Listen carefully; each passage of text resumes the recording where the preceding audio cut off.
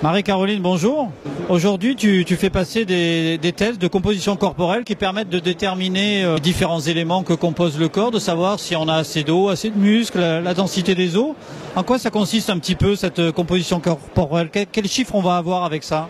Alors, la composition corporelle permet finalement de relativiser le poids déjà. Parce que le poids, finalement, deux personnes du même poids, des fois on se dit c'est pas possible, elle ne fait pas le même poids. Parce qu'effectivement, quelqu'un pourrait être beaucoup plus gras, l'autre pourrait être beaucoup plus musclé, l'autre beaucoup plus hydraté.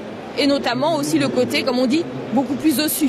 Quelqu'un qui sera ossu, ce ne sera pas forcément négatif, alors qu'il fera peut-être 500 grammes à 1 kg en plus. Donc ça nous permet vraiment de mesurer, finalement, d'optimiser la masse grasse, surtout, et la masse musculaire en fonction du gabarit de la personne. Là, concrètement, pour un coureur, moi en l'occurrence, avec ces chiffres que l'on vient de mesurer, qu'est-ce qu'on permet de déterminer? Est-ce que ça permet de corriger le tir? Alors, en fait, un homme aura à peu près entre 8 et 20% de masse grasse. Quand je dis un homme, c'est un homme sédentaire, mais déjà, à 8%, on est déjà bien affûté. Un marathonien pourra descendre encore plus bas. Après, il faut savoir que toi, finalement, ton objectif, c'est quand même quelque chose qui sera basé sur l'endurance, donc pas uniquement sur la réserve en glycogène.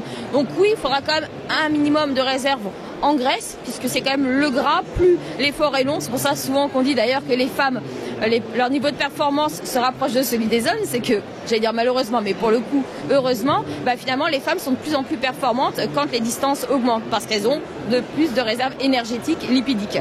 Donc ces chiffres-là, on peut voir les réserves lipidiques, si elles sont optimales ou pas avec les tests que l'on vient de faire. Toi, tu es finalement tout à fait dans le bon noyau, puisque c'est 8 à 20%. Pour un homme, je répète, une femme sera 20 à 33% en moyenne.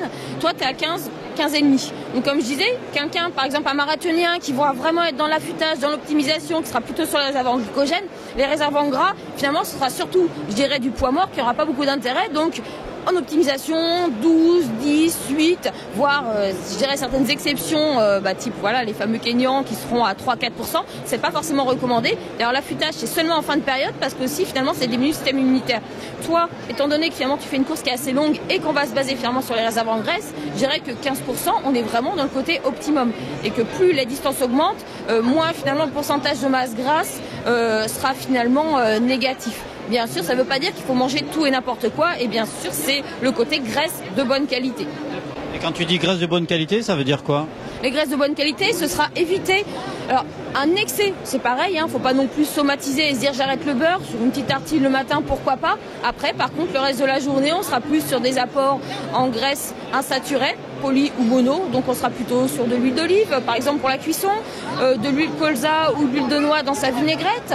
Ce sera également, pourquoi pas, de l'avocat qui pourra être mis en salade, qui pourra être mis aussi justement pour remplacer la mayo ou pour remplacer le beurre dans un petit sandwich. Ce sera également tous les poissons gras. Donc on entend par poisson gras, thon, maquereau, sardines, harengs, donc des produits finalement qui sont aussi abordables par tout le monde et en toutes circonstances, puisque la sardine, une bonne boîte de sardines au naturel ou de thon au naturel, bien sûr en variant les petits et les gros poissons, finalement ce sera toujours très positif. Bon, mais tu l'auras compris, je suis plutôt un anxieux et là je suis plutôt rassuré. Non, physiologiquement, j'ai tout ce qu'il faut en tout cas.